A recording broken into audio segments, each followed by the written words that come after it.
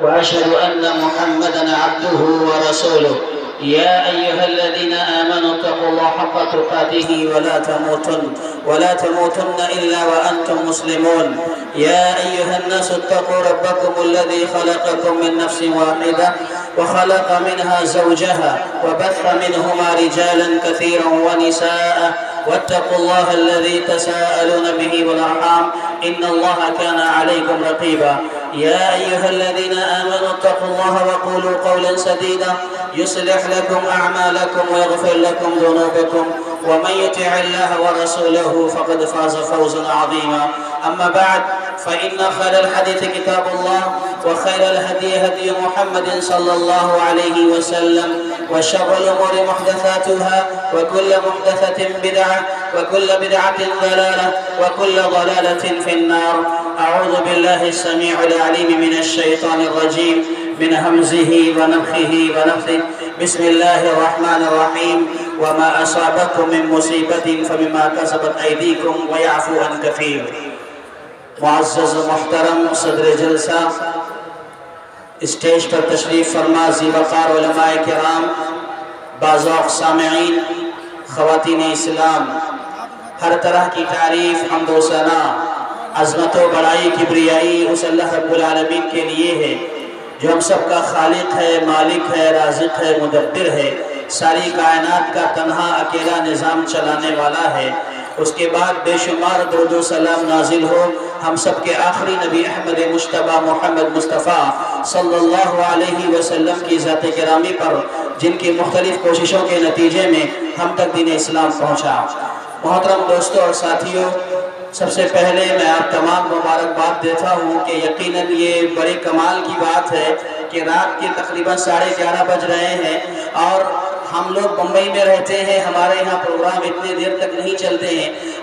میں خود ابھی شیخ محترم عمران سلفی سے کہہ رہا تھا کہ کیا معلوم ہم بول پائیں گے یا نہیں بول پائیں گے، لیکن آپ لوگوں کا یہ ہجوم اور آپ لوگوں کی یہ دلچسپی شاید ہمارے اندر ایک تازگی پیدا کر دے اور ہم آپ کے سامنے کچھ باتیں کہہ لے جائیں۔ ہم اللہ سے دعا کرتے ہیں کہ اللہ تبارک و تعالی ہم تمام کو کہنے اور سننے کے ساتھ ساتھ عمل کی توفیق عطا فرما۔ محترم حاضرین و سامعین، دوستوں اور ساتھیوں، یہ بہت ہی اہم بات ہے اور یہ مسلمہ حقیقت ہے کہ اس وقت یہ ملت اسلامیہ، امت مسلمہ جن حالات سے گزر رہی ہے، یہ حالات ملت اسلامیہ کی تاریخ میں انتہائی تاریک دور کہلائیں گے۔ یہ جو دور چل رہا ہے اندھیروں کا دور ہے، تاریکیوں کا دور ہے۔ تاریخ میں جب لکھا جائے گا تو یہ لکھا جائے گا کہ یہ جو دور چلا ہے یا گزرا ہے یہ انتہائی تاریک دور ہے، یہ تاریخ میں لکھا جائے گا۔ اس لیے میرے بھائی کہ ہم دیکھ رہے ہیں کہ اس وقت جو صورتحال ہے، چاہے وہ ملکی سطح پر ہو یا عالمی سطح پر ہو، ہر طرف سفاکیت ہے، بربریت ہے، ظلم ہے، ستم ہے، خون کا بہانہ ہے، ایک دوسرے پر الزام ہے، قتل عام ہے۔ یہ ساری چیزیں آج ہم اور آپ دیکھ رہے ہیں میرے بھائیوں۔ کل تک حدیث پڑھانے والا ایک محدث اور ایک استاد جب حدیث پڑھاتا تھا تو پڑھاتے ہوئے طلبہ سے کہتا تھا کہ پیارے نبی صلی اللہ علیہ وسلم نے بیان فرمایا ہے کہ ایک زمانہ ایسا آئے گا، ایک دور ایسا آئے گا کہ ایسا ہوگا۔ اور آج وہ ساری چیزیں جو کل تک محدث بتاتا تھا، پڑھاتا تھا، آج وہ ساری چیزیں حقیقت بن کر ہماری نظروں کے سامنے ہیں۔ جیسے کہ پیارے نبی صلی اللہ علیہ وسلم نے کہا تھا ایک دور ایسا آئے گا، ایک زمانہ ایسا آئے گا جس میں حرج کی کثرت ہوگی، حرج عام ہو جائے گا۔ صحابہ نے پوچھا اللہ کے نبی صلی اللہ علیہ وسلم یہ حرج کس چیز کا نام ہے، حرج کسے کہتے ہیں؟ پیارے نبی صلی اللہ علیہ وسلم نے حرج کی تفسیر کرتے ہوئے کہا کہ حرج قتل عام کو کہتے ہیں، سفاکیت، بربریت و درندگی کو کہتے ہیں کہ انسان کا قتل عام ہوگا، خون بہایا جائے گا، ناحق قتل عام ہوگا۔ یعنی یہ حرج جو اللہ کے نبی صلی اللہ علیہ وسلم نے پیشن گوئی کی تھی، آج اس دور سے ہم اور آپ گزر رہے ہیں۔ قتل عام ہو رہا ہے، خون بہایا جا رہا ہے، قتل ہونے والے کو نہیں معلوم وہ کیوں قتل ہو رہا ہے اور قاتل کو بھی نہیں پتا کیوں قتل کر رہا ہے۔ ایسے حالات سے ہم اور آپ گزر رہے ہیں اور یہی وجہ ہے کہ پیارے نبی صلی اللہ علیہ وسلم نے ایک مرتبہ یہ بھی کہا تھا کہ ایک زمانہ ایسا آئے گا، ایک دور ایسا آئے گا کہ قومیں تم پر ایسے جیسے بھوکے دسترخوان پر ٹوٹ پڑتے ہیں۔ صحابہ نے پوچھا اللہ کے نبی کیا اس وقت ہماری تعداد کم ہوگی؟ کہا کہ نہیں، تمہاری تعداد کم نہیں ہوگی بلکہ تم تعداد میں بہت زیادہ ہوگے، لیکن تمہاری حیثیت سمندر کے جھاگ کے برابر ہو جائے گی، خس و خاشاک کی حیثیت تمہاری ہو جائے گی۔ اللہ اکبر۔ یہ اس لیے ہوگا کہ تمہارے اندر وہن پیدا ہو جائے گا۔ وہن کسے کہتے ہیں؟ کہ حب الدنیا و کراہیت الموت، تمہیں دنیا سے محبت ہو جائے گی اور موت سے نفرت ہو جائے گی۔ میرے بھائیو، یہ پیارے نبی صلی اللہ علیہ وسلم کا فرمان ہے کہ دنیا سے محبت، موت سے نفرت ہو جائے گی تو ایسے دور آئیں گے کہ قومیں تم پر ٹوٹ پڑیں گی۔ میرے بھائیو، آج بتاؤ آپ، ہم اور آپ ذرا جائزہ لیں، اپنا محاسبہ کریں کہ آج ہماری کیا صورتحال ہے۔ آج ہم جب سوتے ہیں تو دنیا، بیدار ہوتے ہیں تو دنیا، خواب دیکھتے ہیں تو دنیا، اور بات چیت کرتے ہیں تو دنیا، صرف دنیا دنیا دنیا دنیا ہمارے ذہن و دماغ میں رچی اور بسی ہوئی ہے۔ میرے بھائیوں، اس وقت جو صورتحال بنی ہے لاک ڈاؤن کے پیریڈ نے اور یہ مہاماری بیماری نے آج ساری دنیا کو روک دیا، ٹھہرا دیا۔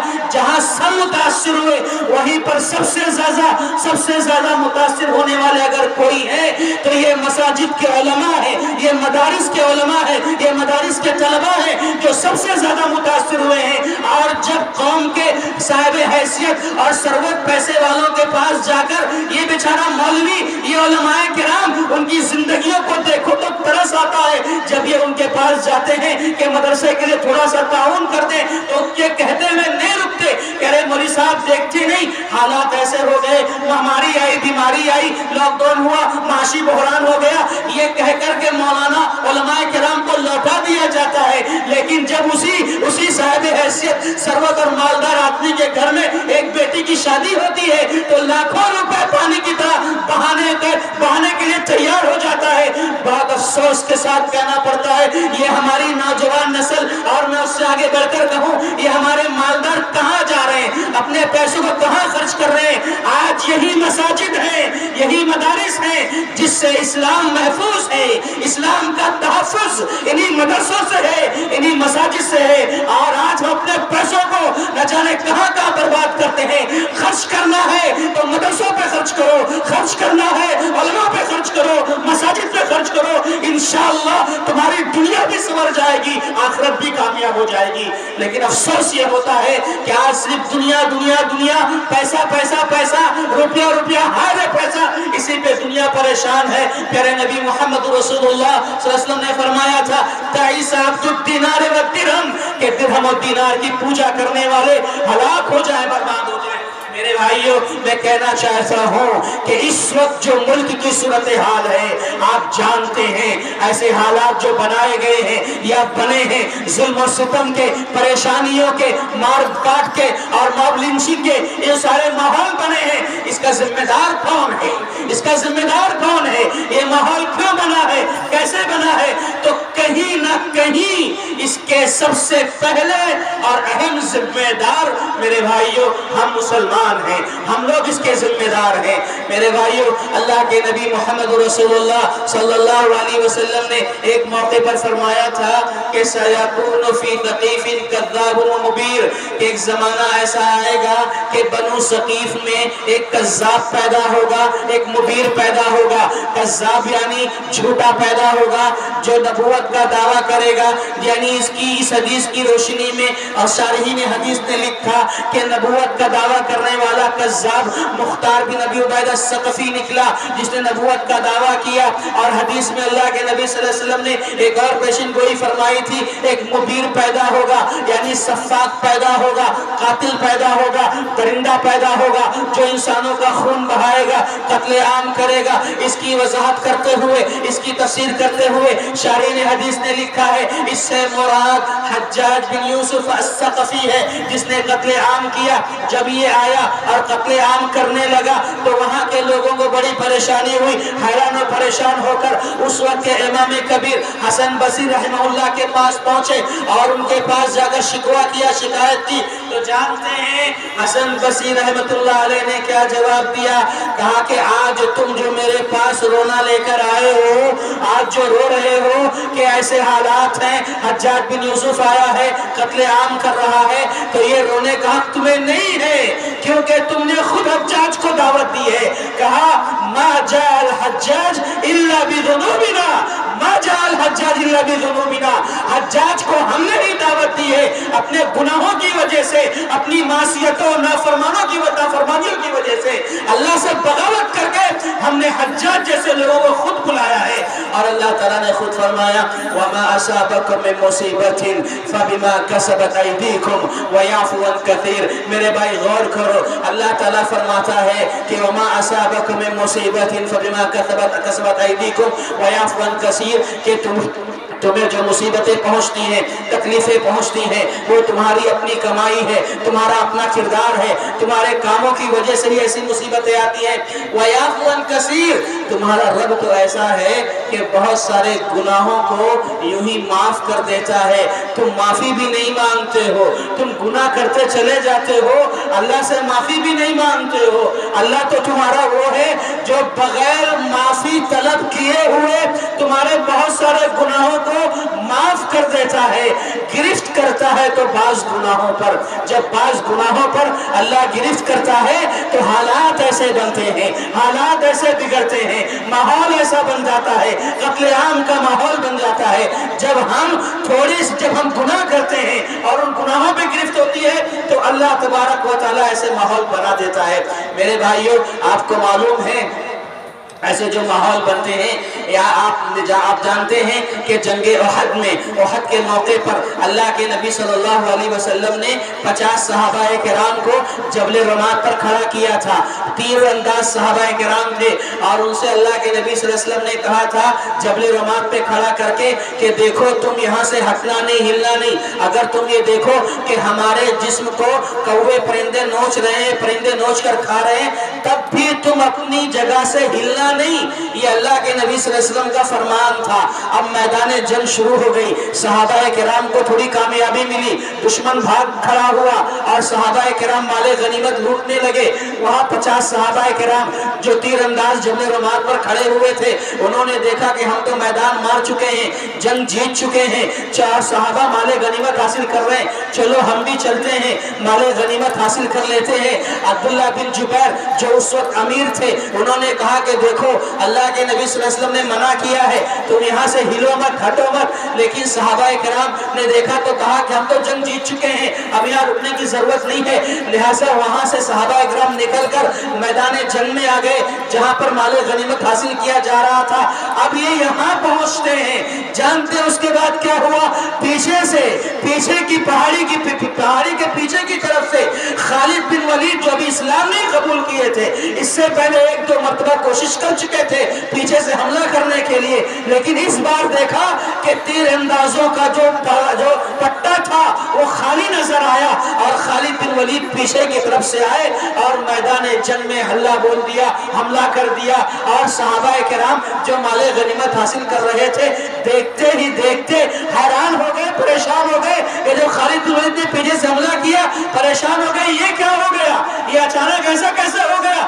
دیکھتے ہی دیکھتے لمحوں میں, تھوڑی ہی دیر میں جیتی ہوئی جنگ ہار میں تبدیل ہو گئی, ہار میں تبدیل ہو گئی. میرے بھائی یہی ہوگا, اللہ کے نبی صلی اللہ علیہ وسلم کی تھوڑی سی مخالفت ہوئی تھی, جبل رماد سے ہٹنا نہیں کہا تھا, ہٹ گئے صحابہ کرام. تو اس تھوڑی سی نافرمانی کی وجہ سے, تھوڑی سی لغزش کی وجہ سے کیا ہوا؟ اللہ اکبر, جیتی ہوئی جنگ ہار میں تبدیل ہو گئی, صحابہ شہید ہو گئے, نبی صلی اللہ علیہ وسلم کا سر پھٹ گیا, دانت شہید ہو گیا. اللہ اکبر, یہ حالات بدل گئے میرے بھائی. تو میں کہنا چاہتا ہوں کہ ملک کے جو حالات بدلتے ہیں اس کے ذمہ دار ہم خود ہیں. وہاں اللہ کے نبی صلی اللہ علیہ وسلم کی موجودگی میں صحابہ کرام کی تھوڑی سی یہ چیز ایسی ہوئی کہ اللہ کے نبی صلی اللہ علیہ وسلم کی بات کو ٹال دیا گیا. آج ہم اور آپ باپ نہ جانے کتنی نافرمانی کرتے، نہ جانے کتنی سنت کی مخالفت کرتے، نہ جانے کتنی اسلام کے خلاف کام کرتے، تو حالات بگڑیں گے نہیں، حالات بدلیں گے نہیں، ایسا ہی ہوگا۔ تو میرے بھائیوں، یہ جو کچھ گفتگو میں نے ابھی کی ہے آپ کے سامنے، حالات جو چل رہے ہیں اور اس کے ذمہ دار کون ہیں، اس پر بات کیا ہے۔ میں شاید زیادہ دیر آپ کے سامنے خطاب نہیں کروں گا، بس تھوڑی دیر اور میں گفتگو کرنا چاہوں گا۔ بس بتانا یہ چاہتا ہوں کہ جب حالات ایسے بنتے ہیں اور اس کے ذمہ دار جب ہم ہیں، تو میرے بھائی ان حالات میں، ملک کے ان حالات میں، موجودہ حالات میں ہمارے کرنے کے کام کیا ہیں، ہمیں کیا کرنا چاہیے، ہماری ذمہ داریاں کیا بنتی ہیں ایسے حالات میں۔ تو میں بتاؤں آپ کو، ایسے حالات میں سب سے پہلا کام ہم سب کا، ہم سارے مسلمانوں کا سب سے پہلا کام یہ ہے کہ ہم اسلام کی طرف پلٹ آئیں، اسلام کی طرف رجوع ہو جائیں، اسلامی تعلیمات کی طرف واپس پلٹیں۔ یہ سب سے پہلا کام ہمارا ہے۔ آج ہماری عزت جو کھو چکی ہے، آج ہمارا وقار جو مجروح ہو چکا ہے، اگر ہم چاہتے ہیں کہ ہماری عزت دوبارہ ہمیں مل جائے، ہمارا کھویا ہوا وقار ہمیں دوبارہ حاصل ہو جائے، تو ہمیں کیا کرنا ہوگا؟ اسلام کی طرف آنا ہوگا، دین کی طرف پلٹنا ہوگا۔ اللہ کے نبی صلی اللہ علیہ وسلم نے ایک حدیث میں بیان فرمایا کہ اس وقت تک تم ذلت سے، اس وقت تک تم رسوائی سے، اس وقت تک تم ان حالات سے بچ نہیں سکتے حتی ترجعوا الی دینکم، یہاں تک کہ تم دین کی طرف پلٹ آ جاؤ، اسلام کی طرف پلٹ آؤ۔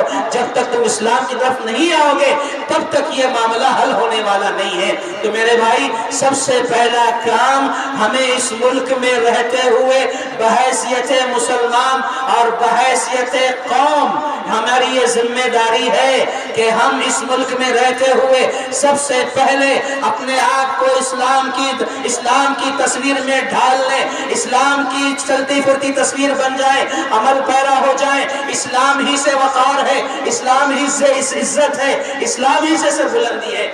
میں آپ کو ایسے موقع پر وہ ایک واقعہ سنا دوں کہ جس میں یہ بتایا گیا کہ جب ملک شام کے لوگ یہ کہتے ہیں کہ ہم صلح کرنے کے لیے تیار ہیں، ہم جنگ نہیں کرنا چاہتے، شرط یہ ہے کہ امیر المومنین عمر بن خطاب رضی اللہ تعالیٰ عنہ ہمارے پاس آئیں اور صلح کی شرطیں طے کریں، ہم صلح کرنے کے لیے تیار ہیں۔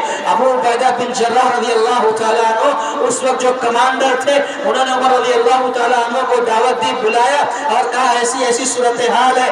البدایہ والنہایہ جو تاریخ کی زبردست کتاب ہے، ابن کثیر رحمۃ اللہ علیہ نے لکھا ہے کہ عمر بن خطاب رضی اللہ تعالیٰ عنہ جب ملک شام آ رہے تھے، ملک شام کی طرف چل رہے تھے، ساتھ میں ابو عبیدہ بن جراح رضی اللہ تعالیٰ عنہ تھے، راستے میں ایک ندی پڑی، ندی جب پڑی تو عمر فاروق رضی اللہ تعالیٰ عنہ نے کیا کیا؟ آپ کے پیر میں جو جوتا تھا یا جو جورب تھا اس کو آپ نے نکالا، کیونکہ پانی میں اترنا ہے، پانی میں قدم رکھنا ہے۔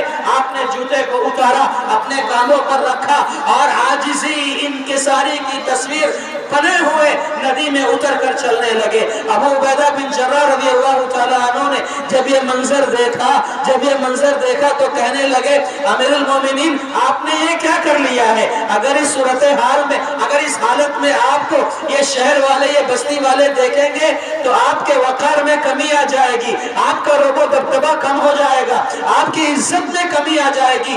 یہ جملہ ابو عبیدہ بن جراح رضی اللہ تعالیٰ عنہ نے جب کہا، عمر فاروق رضی اللہ تعالیٰ عنہ سخت برہم ہو گئے، ناراض ہوئے اور کہتے ہیں اے ابو عبیدہ، یہ جملہ جو تم نے کہا ہے، لو یقول ذو غیرک یا ابا عبیدہ، اے ابو عبیدہ یہ جملہ جو تم نے کہا ہے، اگر یہ جملہ کسی اور نے کہا ہوتا، جعلتہ نکالا لامت محمد صلی اللہ علیہ وسلم، میں اسے ایسی سزا دیتا کہ قیامت تک آنے والوں کے لیے وہ سزا درس عبرت بن جاتی۔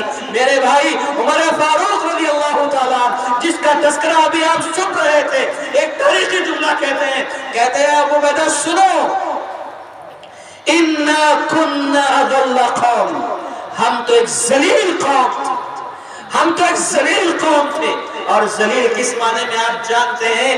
کہنے مطلب یہ، ہم تو ایسے تھے کہ اپنی پیدا ہونے والی معصوم سی بچی کو بھی زندہ دفن کر دیا کرتے تھے۔ کہتے ہیں عمر فاروق ہم ذلیل تھے، رسوا تھے، ہماری کوئی حیثیت دی اس واد معاشرے میں، لیکن کہتے ہیں اے ابو بدر سنو، فَعَزَّنَ اللَّهُ بِالْإِسْلَامِ فَعَزَّنَ اللَّهُ بِالْإِسْلَامِ، اللہ نے ہمیں اسلام کے ذریعے عزت بخشی ہے۔ اور یاد رکھو ابو عبیدہ، جو کوئی شخص اسلام چھوڑ کر کہیں اور عزت تلاش کرے گا اللہ اسے ذلیل کر دے گا، اللہ اسے ذلیل کر دے گا۔ میرے بھائی آج بتاؤ، دل پر ہاتھ رکھ کر دیکھو، ٹٹولو اپنے دلوں کو اور گواہی دو کہ کیا آج ہم نے عزت اسلام میں اس کا تلاش کی ہے؟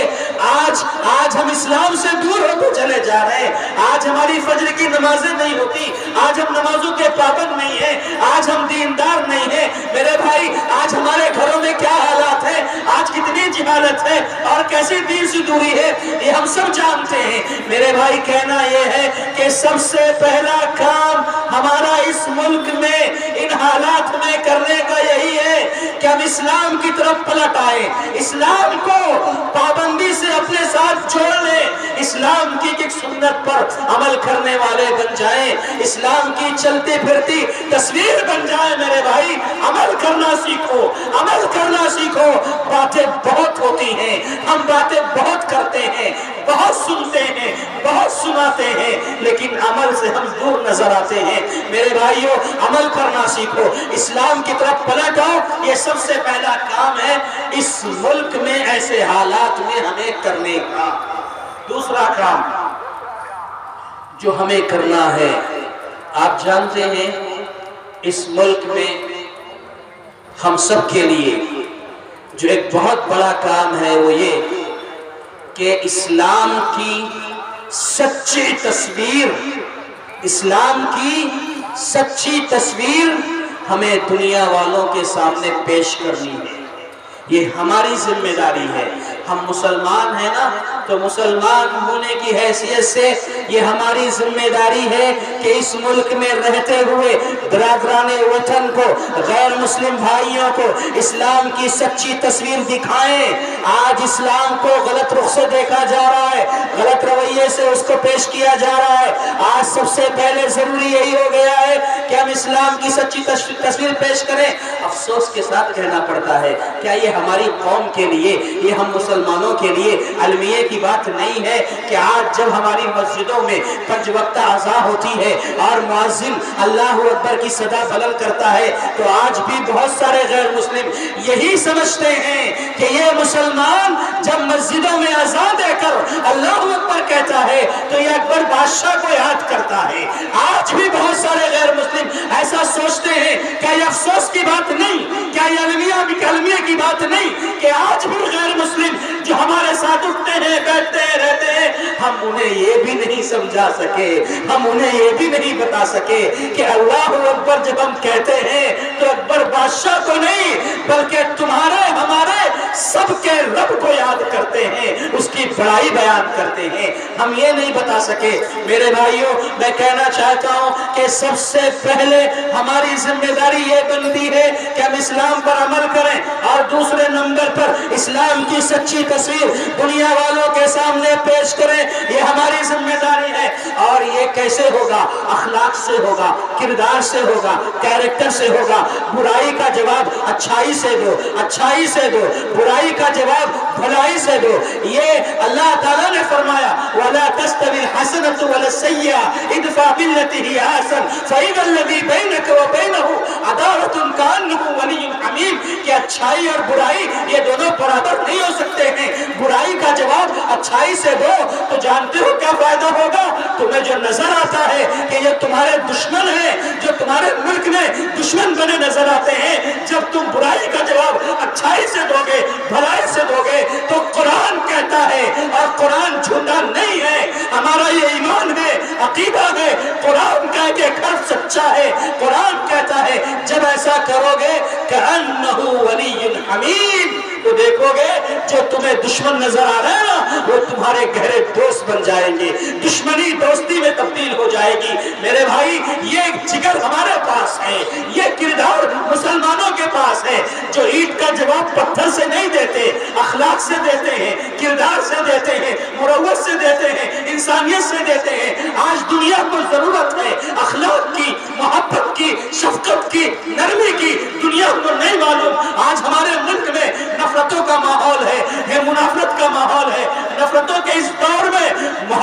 چراغ جلانے کی ضرورت ہے، اور وہ کوئی نہیں کر سکتا سوائے آپ کے۔ ایک بھائی یہ ہنر کسی کے پاس نہیں ہے سوائے مسلمانوں کے۔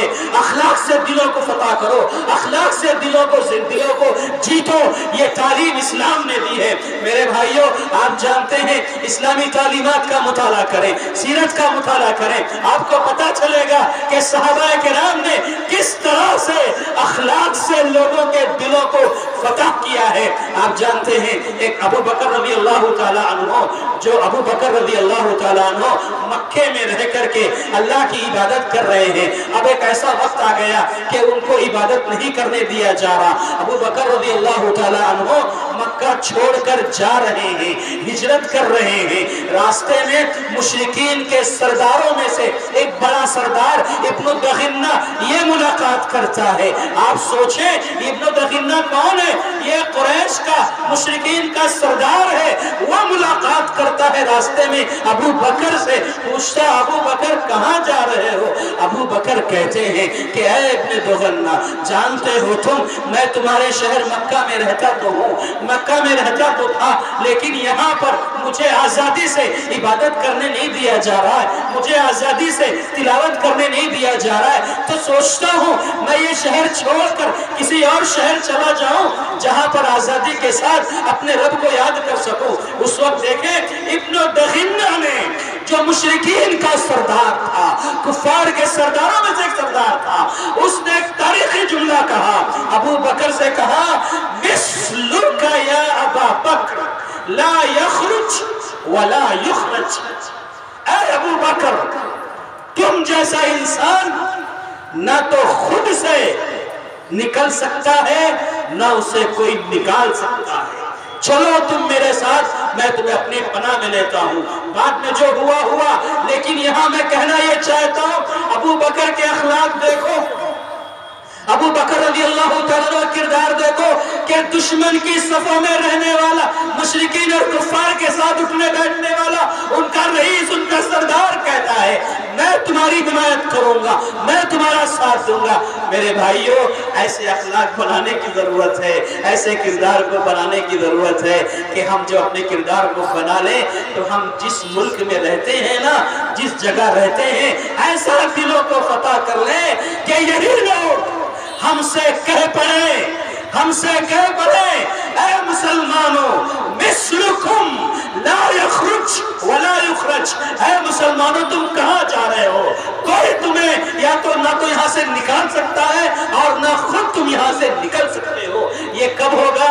جب ہمارے کیریکٹر ہوں گے، ہمارے کردار ہوں گے۔ قرآن نے کہا ربما یود الذین کفروا لو کانوا مسلمین، کبھی ایسا ہوگا یہ مشرکین اور کفار دیکھیں گے تو کہیں گے کاش میں بھی مسلمان ہوتا تو کتنا اچھا ہوتا۔ اس آیت کی تفسیر میں یہی بتایا گیا کہ جب جہنم کی آگ میں یہ کفار اور مشرکین جلیں گے تو تمنا کریں گے کاش ہم بھی مسلمان ہوتے تو کتنا اچھا ہوتا، لیکن وہ تو آخرت کی بات ہے۔ ہمارے اساتذہ اس آیت کی تفسیر میں ایک جملہ یہ بھی کہا کرتے تھے کہ اس دنیا کے اندر اگر مسلمان اپنے اخلاق و کردار اور کیریکٹر کو اچھا سنوار لے، اچھا بنا لے، تو ایسا ہوگا کہ یہ غیر مسلم، یہ مشرک، یہ کافر بھی تمنا کریں گے کاش ہم بھی مسلمان ہوتے تو کتنا اچھا ہوتا۔ اس لیے میرے بھائیوں، اپنے ہاتھ سے، اپنی ذات سے، اپنی شخصیت سے، اپنے کردار سے کبھی کسی کو تکلیف مت پہنچاؤ، اور اخوت کا، بھائی چارے کا، محبت کا، اخلاق کا درس دو۔ یہ ہمارے پاس ہے۔ انسانیت کسے کہتے ہیں؟ یہ اسلام سکھاتا ہے۔ اسلام سراپا سلامتی کا دین ہے۔ یا ایھا الذین آمنوا ادخلوا فی السلم کافہ، اے مومنو، سارے کے سارے مومنو، سب کے سب صلاح اسلام میں پورے کے پورے طور پر داخل ہو جاؤ، یعنی امن و سلامتی کا ماحول بنا لو۔ میرے بھائیوں، یہ اسلام کی تعلیمات ہیں۔ تو ہمارے کرنے کے کاموں میں ایک کام یہی ہے کہ ہم اپنے کردار کو بنائیں اور اچھی تصویر اسلام کی پیش کریں۔ اسی طریقے سے ایک اور چیز یہ ہے کہ ہمارے ساتھ جو اٹھنے بیٹھنے والے غیر مسلم بھائی ہیں نا، ان کے ساتھ تعلقات کو اچھے بناؤ، تعلقات کو استوار کرو، ان سے تعلقات بناؤ، موقع بموقع اپنے کردار سے، اپنی ذات سے، اپنی گفتگو سے اسلام کی خوبیاں بیان کرو، اسلام کے کمالات ان کے سامنے پیش کرو، رب سے ان کو جوڑنے کی کوشش کرو، تعلق بناؤ میرے بھائی۔ اس کا کیا فائدہ ہوگا آپ کو معلوم ہے؟ صحیح بخاری کی روایت ہے، کتاب المرضى میں باب عیادۃ المریض میں اس حدیث کو نقل کیا امام بخاری رحمۃ اللہ علیہ نے، ایک یہودی لڑکا نبی صلی اللہ علیہ وسلم کی خدمت کیا کرتا تھا۔ کیا نبی صلی اللہ علیہ وسلم کی خدمت کرنے کے لیے صحابہ کی تعداد کم تھی؟ کیا صحابہ موجود نہیں تھے نبی کی خدمت کے لیے؟ نبی صلی اللہ علیہ وسلم کی خدمت کے لیے دسیوں صحابہ موجود تھے، لیکن اللہ کے نبی صلی اللہ علیہ وسلم نے ایک یہودی لڑکے کو اپنے سے قریب کیا، اپنے پاس آنے کا موقع دیا، خدمت کا موقع دیا۔ کیوں؟ آپ جانتے ہیں اس کا فائدہ آپ کو آگے نظر آتا ہے۔ ایک مرتبہ ایسا ہو گیا، وہ لڑکا بیمار ہو گیا۔ اللہ کے نبی صلی اللہ علیہ وسلم اس کے گھر پہنچتے ہیں، اس کے گھر جاتے ہیں، اس کی خیریت دریافت کرنے کے لیے اس کے پاس جا کر پوچھتے ہیں، کہتے ہیں دیکھیے اللہ کے نبی صلی اللہ علیہ وسلم کیا کہہ رہے ہیں اس لڑکے سے، کہتے ہیں اسلم یا ولد، اے لڑکے کلمہ پڑھ لے، اے لڑکے کلمہ پڑھ لے۔ یہ کہتے ہیں اللہ کے نبی صلی اللہ علیہ وسلم فنظر الی ابیہ، وہ لڑکا اپنے باپ کی طرف سوالیہ نظروں سے دیکھنے لگا۔ باپ نے اشارہ کیا، کہا اتے ابو القاسم، اے میرے بیٹے ابو القاسم کی بات کو مان لو، ابو القاسم کی بات کو تسلیم کر لو۔ لڑکے نے کلمہ پڑھا، اسلام قبول کیا، اور پیارے نبی صلی اللہ علیہ وسلم وہاں سے جب اٹھے یہ کہتے ہوئے اٹھے الحمدللہ الذی انقذہ من النار، اے اللہ تیرا لاکھ لاکھ شکر و احسان ہے کہ تو نے اس لڑکے کو میرے ذریعے نارے جہنم سے بچا لیا۔ میرے بھائیوں تعلقات بنانے کی ضرورت ہے۔ امان آپ کو بتا دوں یہ جو نفرتوں کا ماحول ہے نا، یہ کچھ لوگ ہیں، چند لوگ ہیں جو ہمارے اس ملک میں امن و شانتی کو خراب کر رہے ہیں، لیکن اس ملک کی اکثریت ایسی ہے، یہ غیر مسلم بھائی ہمارے ایسے ہیں جو امن پسند ہیں، جو امن چاہتے ہیں، شانتی سے جینا چاہتے ہیں، اس ملک میں چین کی زندگی گزارنا چاہتے ہیں، اور یہاں پر برسوں سے زمانے سے مسلمان اور غیر مسلم ساتھ مل کر رہتے آئے ہیں، اور یہی یہاں کی تہذیب ہے۔ شاعروں کی زبان میں اسے گنگا جمنی تہذیب کہتے ہیں، اور یہی یہاں کی تہذیب ہے۔ اگر اس ملک سے ہندوؤں کو الگ کیا جائے مسلمان نہیں جی سکتے، اگر مسلمان کو الگ کیا جائے ہندو نہیں جی سکتے، یہ سب مل کر جینے والے لوگ ہیں۔ اس لیے اخلاق، کردار، تعلقات، محبت، یہ ساری چیزوں کی ضرورت ہے ہماری قوم کو، اور یہ صرف ہمارے پاس ہے میرے بھائی۔ تو یہ سبق پڑھاؤ، اور یہ سب نہ کرنے کی وجہ سے جانتے ہیں آپ کیا ہو رہا ہے، یہ ساری چیزیں نہ کرنے کی وجہ سے جانتے ہیں کیا ہو رہا ہے، آج اسلام کو دہشت گردی سے جوڑا جا رہا ہے۔ یہ ساری چیزیں نہ ہونے کی وجہ سے جن کو اسلام کے بارے میں نہیں معلوم، آج وہ اسلام کو دہشت گردی سے جوڑتے ہیں، جبکہ اسلام سراپا امن کی تعلیم دیتا ہے، شانتی کی تعلیم دیتا ہے۔ میرے بھائیوں، من قتل نفسا بغیر نفس او فساد فی الارض فکأنما قتل الناس جميعا، جو کوئی شخص کسی ایک شخص کو ناحق قتل کر دے تو قرآن کہتا ہے گویا کہ اس نے ساری انسانیت کا خاتمہ کر دیا، ساری انسانیت کو قتل کر دیا۔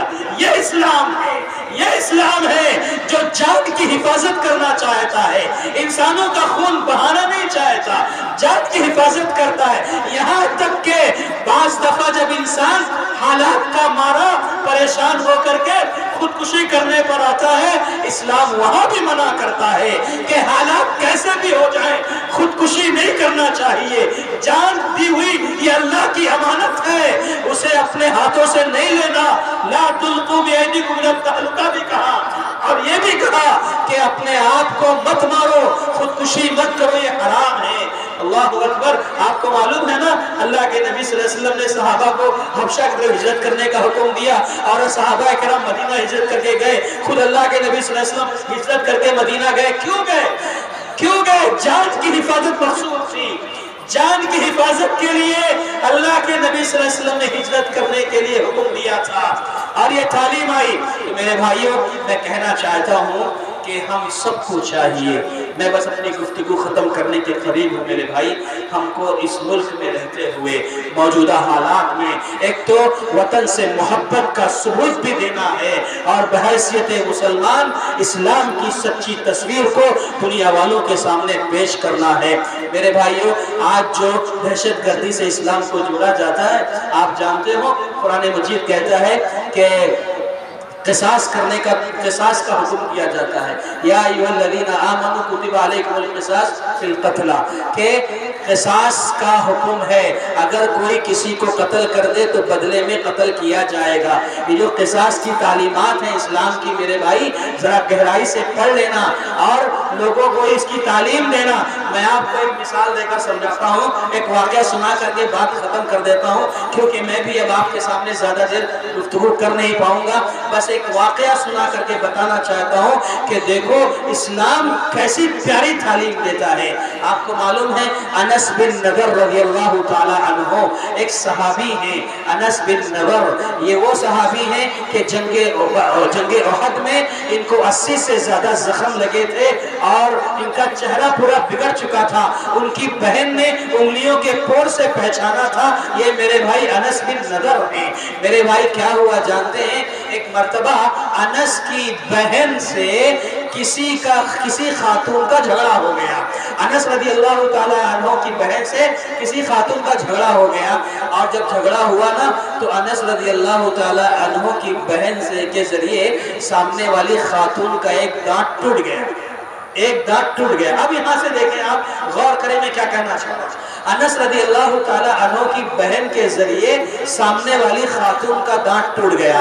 اب خاتون کے گھر والے اللہ کے نبی صلی اللہ علیہ وسلم کے پاس پہنچے، اے اللہ کے نبی انس کی بہن نے ہمارے گھر کی خاتون کا دانت توڑ دیا ہے، ہمیں قصاص چاہیے، ہمیں قصاص چاہیے. اور اسلام کی تعلیم یہ ہے کہ دانت کے بدلے دانت توڑا جائے گا، آنکھ توڑی ہے تو بدلے میں آنکھ توڑا جائے گا، کان توڑا ہے تو بدلے میں کان توڑا جائے گا. یہ تعلیم ہے اسلام کی. قصاص لیا جائے گا، دانت توڑا ہے دانت توڑا جائے گا. اللہ کے نبی صلی اللہ علیہ وسلم کے پاس جب اس خاتون کے گھر والے آئے اور کہتے ہیں کہ اللہ کے نبی انس کی بہن نے ہمارے گھر کی خاتون کا دانت توڑا ہے، ہمیں قصاص چاہیے. اللہ کے نبی صلی اللہ علیہ وسلم نے انس کو بلایا، انس سے کہا انس کچھ پتا بھی ہے کیا ہوا ہے، تمہاری بہن نے کسی کا دانت توڑ دیا ہے. اللہ کے نبی ہاں ایسا ہوا ہے، میری بہن نے فلاں خاتون کا دانت تو توڑ دیا ہے. اللہ کے نبی آپ ایسا کریں، ان سے کہیں کہ میری بہن کو معاف کر دیں، میری بہن کو معاف کر دیں. اللہ کے نبی صلی اللہ علیہ وسلم نے خاتون کے گھر والوں سے معافی کی درخواست کی، لیکن خاتون کے گھر والوں نے کہا کہ نہیں، ہم معاف نہیں کریں گے، ہم معاف نہیں کریں گے، ہمیں قصاص چاہیے. دانت توڑا ہے دانت توڑے، یہ ضد تھی ان کی. جب اللہ کے نبی صلی اللہ علیہ وسلم نے کہا انس سے کہ دیکھو وہ لوگ قصاص چاہتے ہیں، معاف کرنے کے لیے تیار نہیں ہیں، اس وقت انس رضی اللہ تعالیٰ عنہ نے کہا جو میں بتانا چاہتا ہوں آپ کو. کیا کہا انس نے؟ اے اللہ کے نبی اگر وہ لوگ معاف نہیں کرتے ہیں تو ایک کام کیجئے، ان سے کہیے کہ وہ دیت لے لیں. آدھی سزا معاف ہونے کے بعد دیت ہے. اگر کسی کا آپ نے دانت توڑ دیا ہے، آپ چاہتے ہو کہ آپ کا دانت نہ توڑا جائے، تو سامنے والا کیا کرتا ہے، آدھی سزا معاف ہو کر کے دیت لیتا ہے. اور آپ کو معلوم ہے ایک دانت توڑنے کی دیت کیا ہے اسلام میں؟ ایک دانت اگر کوئی کسی کا توڑ دے بدلے میں دانت توڑا جائے گا. اگر دانت توڑوانا نہیں چاہتے ہو تو دیت کے طور پر ایک دانت کے بدلے 5 اونٹ دینا پڑے گا، 5 اونٹ دینا پڑے گا. آپ سوچو کتنی قیمت ہوگی 5 اونٹ کی میرے بھائی.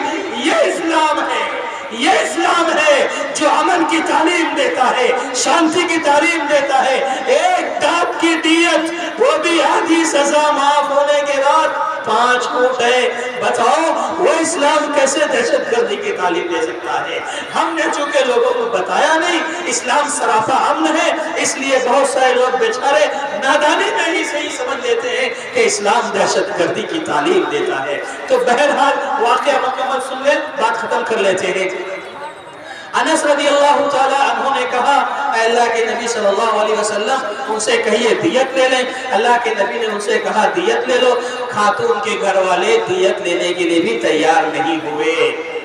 اب یہاں پر دیکھیے اللہ کے نبی صلی اللہ علیہ وسلم نے انس سے کہا انس یہ لوگ تو تیار نہیں ہیں, قصاص لینا چاہتے ہیں. تو انس نے کہا اللہ کے نبی کیا میری بہن کا دانت توڑا جائے گا؟ کیا میری بہن کا دانت توڑا جائے گا؟ اللہ کے نبی کہتے ہیں ہاں انس, اللہ کی کتاب میں تو یہی قانون ہے, اللہ کی کتاب میں تو یہی دستور ہے کہ دانت کے بدلے دانت توڑا جائے گا. اتنا سننا تھا کہ انس رضی اللہ تعالی عنہ کی زبان سے بہن کی محبت میں ایک جملہ ادا ہو گیا. وہ کون سا جملہ؟ کہا والذی بعثک بالحق والذی بعثک بالحق لن تکسر ثنیتہا.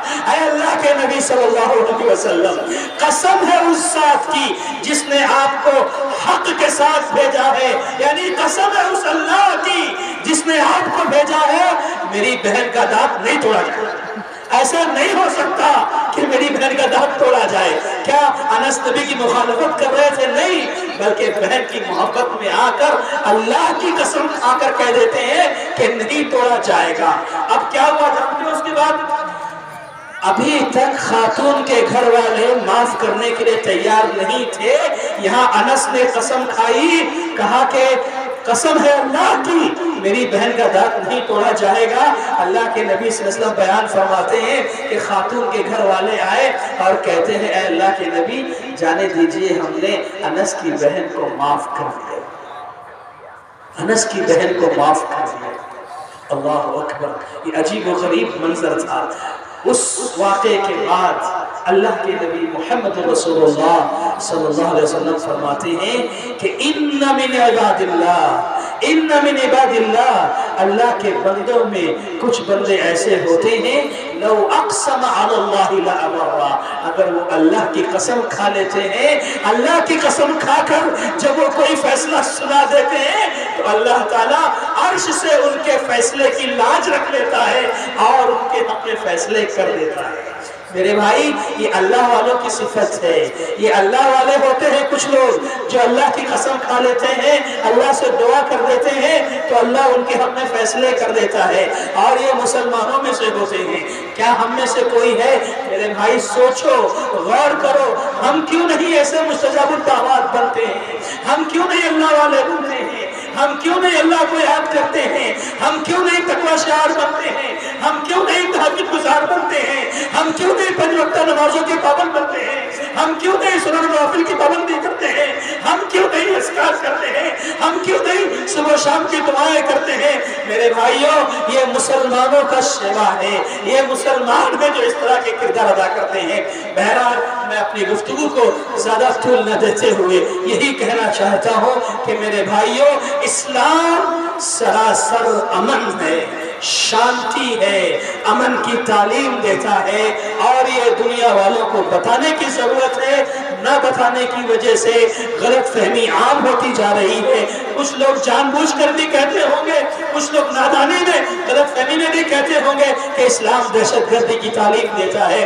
تو میرے بھائیوں ہم سب مسلمانوں کی یہ ذمہ داری بنتی ہے کہ اسلام کی حفاظت کریں. اسلام کی حفاظت خود اللہ کرنے کے لیے کافی ہے.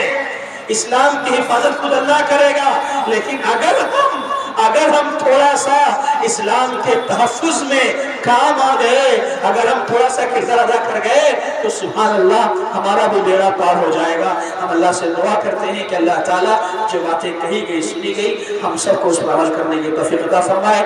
میں آپ تمام مبارکباد دیتا ہوں اور شکریہ کے ساتھ اپنی بات ختم کرتا ہوں کہ میں ذمہ داران کا شکریہ ادا کرتا ہوں کہ انہوں نے مجھے دعوت دی اور میں آپ کے سامنے آ کر کچھ باتیں کہہ سکا, سنا سکا. میں سب سے پہلے اپنے آپ کے نصیحت کر رہا ہوں, جو باتیں میں نے کی ہیں اللہ مجھے عمل کی توفیق عطا فرمائے, آپ سب کو عمل کی توفیق عطا فرمائے. پھر آپ تمام کا بھی شکریہ کہ آپ تمام نے بغور سماعت فرمایا. اللہ تعالی ہم سب کو دنیا میں امن و شانتی کے ساتھ رہنے کی توفیق عطا فرمائے. اللہ تعالی ہم سب کو عزت نصیب فرمائے. ہمارا خاتمہ ہو تو ایمان بالخیر پر ہو. آمین. وآخر دعوانا ان الحمدللہ رب العالمین. السلام علیکم ورحمۃ اللہ وبرکاتہ.